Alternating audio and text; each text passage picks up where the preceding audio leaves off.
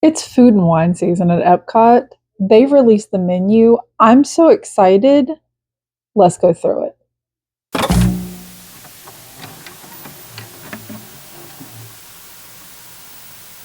So I've got the menu pulled up. It's fully released now, when they're coming out, what time booths are opening, and everything. I'm going to run through this because, to be completely honest, the Food and Wine Festival is my favorite festival that EPCOT holds every year. And it's mainly because it's the festival that has the most to offer. Dietary restrictions, food preferences, they've got it covered. Whereas with some of the other festivals, it's more geared towards certain things. This is a, for lack of a better term, hodgepodge of some of the greatest things that the culinary group at EPCOT has to offer. Now, this is the longest running festival that EPCOT does every year. It'll start at the end of August and it'll run through November. So if you're planning a trip, I highly suggest you plan a visit over to EPCOT. We're going to run through it because, like I said, I got the whole menu right here in front of me, and some classics, fan favorites are coming back this year, and I'm so excited. I'm trying to figure out how to maybe go back. So we're going to start with the booth that actually got introduced in 2023, and that was Brew Wing Lab. So they usually do wings and they do some kind of milkshake, and it's been the same milkshake for 3 years. I'll explain. The Brewing Lab is usually in the Odyssey Pavilion, and it's going to be there again this year. You've got your favorite scientist and his loyal helper from the Muppets going to be at the center of this, or at least it has in the past. They haven't quite announced if they're going to let them be the host again, but seeing as the infamous pickle milkshake is still on the menu, I think they might be. Now, I didn't try the pickle milkshake. I'm not a pickle person. But if you are, not only do they have the pickle milkshake, but they also have the fried pickle spears again this year. They also have the garlic parmesan wings. If you're not someone who partakes in meat, they do have the Impossible chicken tenders.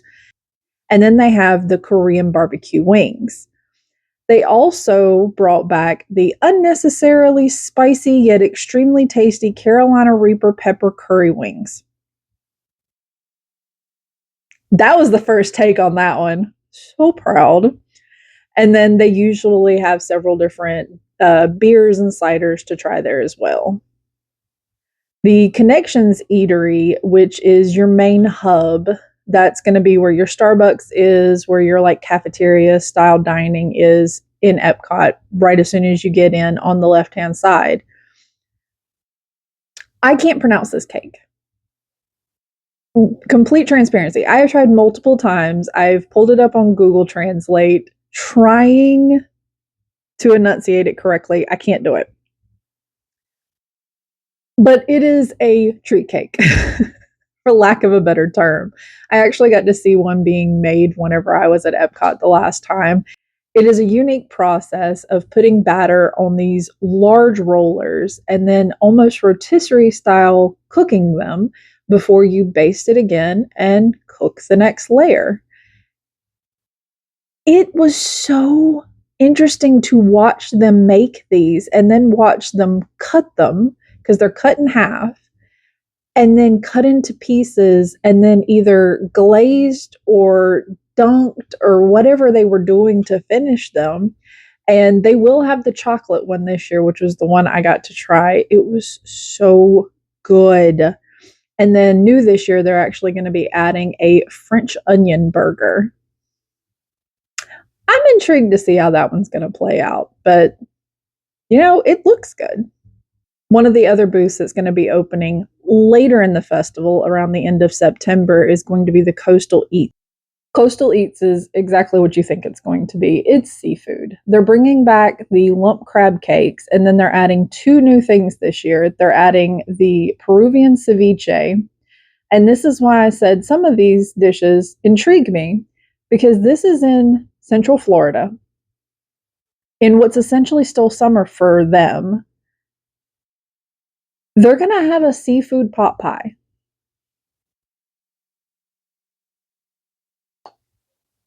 I'm intrigued how hot seafood in a hot park is going to translate. I am intrigued. I am. The new booth that everybody that I've seen online is really excited about is the one that is going in near Guardians of the Galaxy, and that is the Goyas of the Galaxy. So this is going to be a dumpling booth. I have this hyperfixation of dumplings right now, and all three of these sound delicious for different reasons. The first one's going to be a buffalo style dumpling. Then you're going to have a French onion soup style dumpling. Again, soup dumpling in 90-degree weather. Still, I want to try it. And then the last one, is the one I'm the most excited for. It is the street corn style dumpling.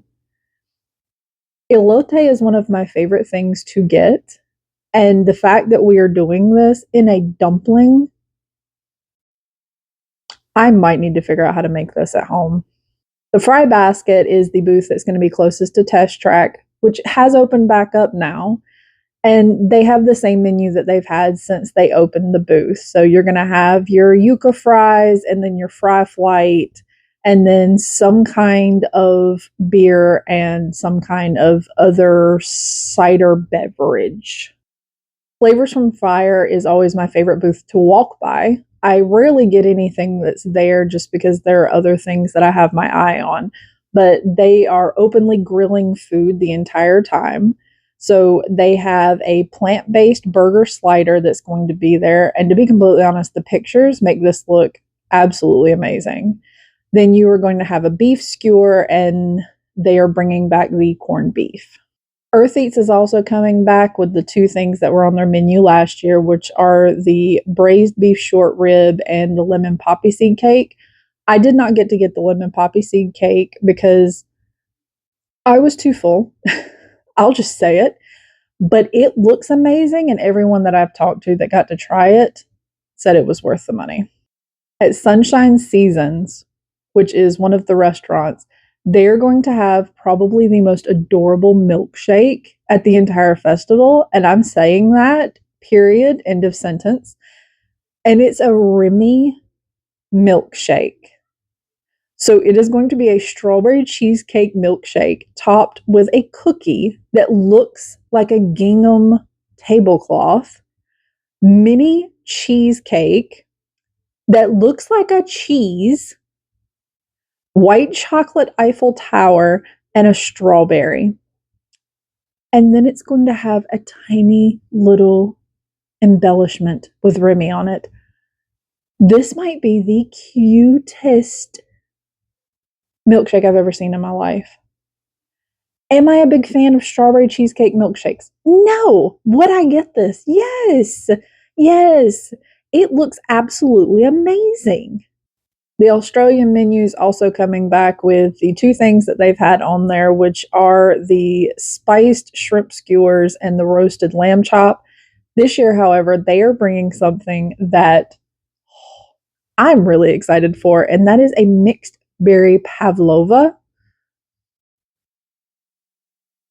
That just sounds amazing. I've been binge watching the Great British Bake Off, waiting for the new season to come out, and it seems like at least every season they make a pavlova of some kind, and now I'm just like, maybe I should make a pavlova. And just that crunchy meringue with the marshmallow texture and the berries. Should I? Anyway, so the Mexico Pavilion, which is my favorite pavilion, is coming back with an old favorite and then two new offerings. The first one, the old favorite, is the Flauta de Barbacoa. It's a fan favorite for a reason. It never misses. The two new offerings are going to be a tostada de carnitas, which I'm a sucker for carnitas. It's usually what I order whenever I go to most of the Mexican restaurants we frequent. And then they're actually bringing a dessert, and that is the flan de cajita, which is a caramel flan. It took me a while to figure out what the cajita was because there's a milkshake that I ordered that's the name of it. Yeah, Google saves you a lot of time, by the way. The China Pavilion is also coming back with two staples and a new offering. The new offering is going to be the Beijing noodles. I am not going to try to pronounce that middle word. All right, my Spanish is rusty. I barely speak English, and it's my only language. And then you're going to have the chicken dumplings with the sweet and spicy sauce, and my personal favorite, the smoked duck bao bun. Now, we've gotten this in the past, and when I say we, I mean I got it 3 times. I absolutely went back to this booth. We went through one day, and then the second day, I went back through there twice. That bao bun with that smoky duck and the hoisin sauce, and it's just so delicious. It is my favorite. And then they are bringing back my favorite beer to this location, which is the Brew Hub Lychee Fu draft beer. I'm not a big beer drinker. I'm really not. I'm still trying to figure out which ones I like. That one was one of my favorites, and I got it every time I went to the booth. And the beautiful thing about this festival and just the festivals in general is you can get a 5-ounce pour or you can get a 12-ounce pour. So it's really nice that you can get like a sample size of the beer to try, but this was one I definitely probably should have got the full size for. The India menu is bringing back two things that they had last year. I'm going to be completely honest. I'm upset by the India menu just because they got rid of one of the dishes that was my favorite the year we went. But the two ones that they're offering is the potato and pea samosa and the chicken tikka masala. These are fan favorites. The potato and pea samosa are plant-based, and then the chicken tikka masala is going to be your standard one with naan bread. They're fan favorites. I'm sure they're great. I want the fried paneer cheese back and the mango ketchup. That was so freaking good. Again, something I got twice. But the one thing Indian Booth is doing this year is they are bringing back the United Breweries Taj Mahal Premium Lager. Let me just tell you, that was such a light and crisp beer. It was very refreshing because we went in the middle of September when it was really hot, and that was a very refreshing beer to have, especially with like a heavier tasting food. The refreshment outpost is the next area in the World Showcase, and they have a new offering this year, and then they are coming back with some of their old standards. So they're going to have a beef stew, and then the impossible spicy sausage, and then everyone's favorite, the South African cream liqueur chocolate mousse. Let me just tell you, that is decadent. I did not get any footage of it because I got to try someone else's, but it was so good. The Alps booth is near the Germany pavilion. It's actually right before you come into the Germany pavilion, and they have the raclette cheese. Have you ever seen the menu of them taking the gigantic wheel of cheese and they just put it under a broiler and they just take a knife and they just scrape it off onto the food? Yeah, that's raclette cheese. And you can get it one of two ways. You can get it with meat or you can get it without meat. So if you get it with meat, it's going to be with an Alpine ham. If you get it without, then it's just going to be the baby potatoes, the cornichons, and a baguette. We got it with the ham. If you're not somebody that likes deli meats or can't have deli meats, it's still going to be good with just the potatoes. and if you eat cornichons. I'm not a pickle person. They also are going to have a tort this year. I am not going to try to say it because I will say it wrong. Again, I barely speak English correctly and it's my only language. But it's going to be cherry brandy buttercream, fondant, sugared almonds, and cherry compote. It looks delicious. It really and truly does. And I'm intrigued to hear what people think about it. And then you've got the Germany booth, and they are coming back with the fan favorites. You're going to have your bratwurst on a pretzel roll. You're going to have your apple strudel. And then you're going to have my personal favorite, and I know how to say this one. It's the Schnickennudeln. Yep, I Googled that one because I wanted to learn how to make it. The Schnickennudeln is basically just pasta with ham, onion, and cheese sauce. It's so good. And apparently it's really easy to make. And I need to make it. I mean, that's just all there is to it. I need to learn how to make that one. Now, inside of Summerfest, they're also going to have certain things available during the festival, and one of them is going to be a German onion cake with caramelized onions, bacon, herbs, and a savory custard. It looks like a flatbread. It looks almost like a focaccia, like a German focaccia. And that'll be available inside of Summerfest. The Spain booth is coming back with a whole new menu this year. They did a complete overwrite of everything that they did in years past. And I'm going to be completely honest, I'm going to missay every single one of them. But all I can say is that the cheesecake with the orange looks delicious. Absolutely delicious. Next is the Italy booth. Look, I'm going to be completely honest, okay? There's never a line at the Italy booth. Not ever. And all the time, every festival I go to, there is never a line at the Italy booth. And I don't understand how. Every time I've talked to someone who's eaten something from the Italy booth, they've told me just to save my money. When the Italy Pavilion has some of the best food in the park. I mean, how do you have the best pizza on property in the state, probably, but at least on property? How do you have the best pizza on property? You have the best pizza at a handout window on the property, and your booth is something people are just like, I'm going to keep walking. But anyway, yeah, they revised their entire menu again this year. Yeah. Yeah, that's all I'm going to say about that. Once you get into the American Pavilion, Bach and Hans is going to have a Chipotle pineapple lemonade that sounds so delicious. You can make it an adult beverage if you would like, but it is served as a non-alcoholic beverage.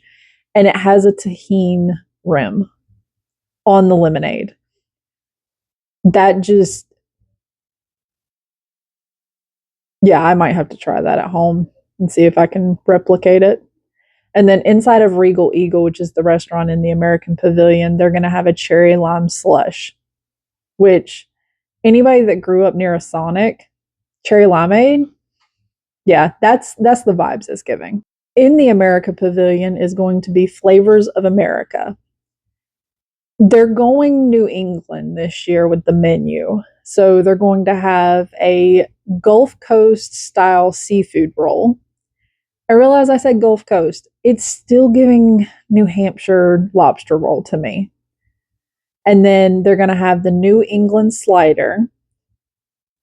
And then they are bringing back the chocolate pudding cake with Kentucky bourbon caramel. The Japan Pavilion is also bringing 2 new dishes, and they kept their teriyaki chicken bun. I was so excited to try that teriyaki chicken bun, and I found out that it has mushrooms in it. And I didn't feel like going to the emergency room, so I never got to try that one. Karaage, which is crispy fried pollock, and they're doing a beef wagyu don, which is going to be a Japanese rice bowl. The Grease Pavilion is also another one that did not change their menu. Why? Because it's perfect just the way it is. So at the Grease Pavilion, you're going to find the spanakopita, you're going to find the moussaka. I feel like if you don't make the joke about the moussaka from Hercules, I feel like that's illegal in Disney. So just make sure that if you get the moussaka, you do the line that Hades did. I mean, I think you're contractually obligated, and that is a plant based dish. They also have a lamb euro, and then my favorite dish of the entire single everything, my favorite dish on property, the griddled cheese with pistachio and honey. That's it. That's all it is. It is grilled cheese that has been liberally sprinkled with honey and pistachios. I got this dish. I literally went and got it, ate it, went and got back in line, and the woman looked at me and she goes, "Oh, hey, did you want to try something else?" Nope. I just want the cheese again. Just give me the griddled cheese again. And she just stared at me. I said, just put the stamp in the back of my book and give me the cheese again. And she did. It's so good and it is so simple. And I dream of that cheese. It was so good. The Tangerine Cafe is actually the restaurant that is in the Morocco Pavilion. They kept the same menu. They did add one new item, which is a Moroccan wrap. And it's, from what I'm seeing here, it's tomato, cucumber relish, garlic sauce, and warm Moroccan flatbread. It sounds good. And they do have some plant based offerings there, the falafel and stuff like that. And then the rest of their menu has stayed the same. The Belgian menu has also not changed. So you're going to have your beer braised beef, and then you're going to have your Belgian waffles two ways. You can either get it with the berry compote or you can get it with a warm chocolate ganache. I'm a fan of the fruit. Get the berry compote. It's sweet and it's tart and it's delicious. But the real star of the Belgian booth, in my opinion, is the chilled Belgian coffee. It is so creamy and delicious, and you can make it an adult beverage. And they will add a salted caramel liqueur to it. The Brazil menu also has not changed because you don't mess with perfection. So they have the feijoada, which is the black beans with the pork belly and Brazil nuts. It's look delicious.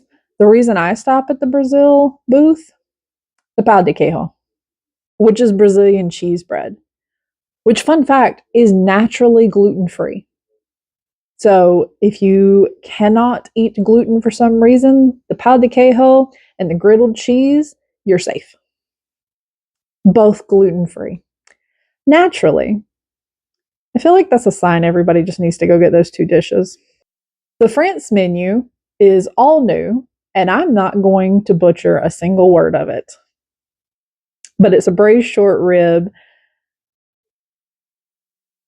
escargot, and then brioche with 3 cheese. The one thing that I can pronounce on here is the creme brulee, and it's a vanilla creme brulee with blueberry lime compote. I feel like the blueberry with the tart lime is just going to go so well together. The Canada booth also didn't change their menu, so you're going to get the amazing cheddar and bacon soup with pretzel roll. The restaurant that is in the Canada Pavilion serves this soup.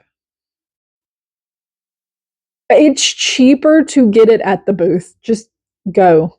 If you've ever wanted to try the really expensive restaurant in the Canada Pavilion but don't want to fork out the money for it, go to the Food and Wine Festival so you can try the cheese and bacon soup. Trust me. And then also they have the filet mignon. Now, I have heard conflicting stories that the filet mignon is B quality at best. That was kind of funny. But it's not the best quality filet mignon that you're going to get. but it's a filet mignon coming out of a booth at a food festival. The refreshment port, which does poutine, has the same poutine that they've had the last several festivals, and then a couple sliders and a mule. Simmering Sips is another booth, and that's going to be right near the port of entry, near where you go into Canada. Also, are you a person when you go to Epcot, do you start at Canada or do you start at Mexico? I'm just curious. My entry into the countries depends on what kind of day I'm having. Sometimes I start in Mexico, sometimes I start in Canada. I'm not a diehard one or the other, but people apparently have arguments over this. Anyway, Shivering Sips is introducing a strawberry champagne trifle. It looks beautiful. It looks absolutely beautiful. And then that's also where you can get your mimosa flights. The Hawaii booth did not change their menu because I truly believe that if they changed their menu, people would riot solely for the pork sliders. I will say this year they are not doing the spam musubi. They are doing a Hawaiian rice bowl, which is basically spam musubi broken down into bowl form. Also, they're going to have a pineapple cheesecake, and it's in the shape of a pineapple. It's so freaking cute. Bramblewood Bites, which I don't remember seeing this booth when I was there last time. I think, where was this booth at? Oh, okay. It was in the Imagination Pavilion. We didn't go over that far. But they've got a pork tenderloin, a river trout, and then they're going to have the cast iron Brussels sprouts with root vegetables. That's going to be your plant based option if you do so imbibe. Milled and Mold is also in the same pavilion, and they have a couple different offerings this year. So they've got a butternut squash and ginger bisque, not plant based. They've got an apple cinnamon caramel mini churro sundae, which from the picture, I mean, you can see yourself, it looks delicious. Then they're going to have a fall fruit cheesecake that's made with boursin fig and balsamic cheese. I hear people tell all the time, like, balsamic with fruit in a dessert is delicious. And I'm just going to have to, like, bite the bullet and try it because I like the mixture of different, like, flavors. So give me the tart and the salty and the sweet mixed together. I don't think I've ever thought about the balsamic. I know once you age balsamic to a certain extent, like, it gets sweet. But is the balsamic in the boar's head taken that far? Or are we still getting the kind of bite from the vinegar? I'm just going to have to try it. Also, they have the freshly baked carrot cake, which I have been told is phenomenal. Forest and Field is also one of the booths that's in the Imagination Pavilion. They're going to have an autumn chili that is made with impossible beef, a pumpkin mascarpone ravioli, which apparently is a fan favorite. I'm not a pumpkin person. It's fine. I'm an apple person. But from what I am told, it is quite delicious. And then they're also going to have a sandwich. I'm not going to butcher the name of it. That's the name of it. Nope. Swirled Showcase is known to do a nitrogen dessert. At the Flower and Garden Festival, they were doing a nitrogen honey cheesecake ice cream. I missed going by the booth. It was a long day. We missed it. But for this festival, what they are offering is the liquid nitrogen frozen pumpkin cheesecake mousse. To watch them do that is amazing because basically you're just taking this dessert, you're dipping it in the liquid nitrogen to instantly freeze it, and then they just take a little hammer and they smash it. It's so intriguing to watch. And then last but not least, every Joffrey's location will have a different coffee that is available. The one that'll be available in the American Adventure or the American Pavilion is a butterscotch cookie cold brew. The one that's near Disney Traders is going to be a fudge brownie cold brew. The one that is between the UK and Canada is the creme brulee cold brew. Fun fact, that is the only time I change my coffee order at all, is when the caramel brulee latte comes out. It really is the reason for the season.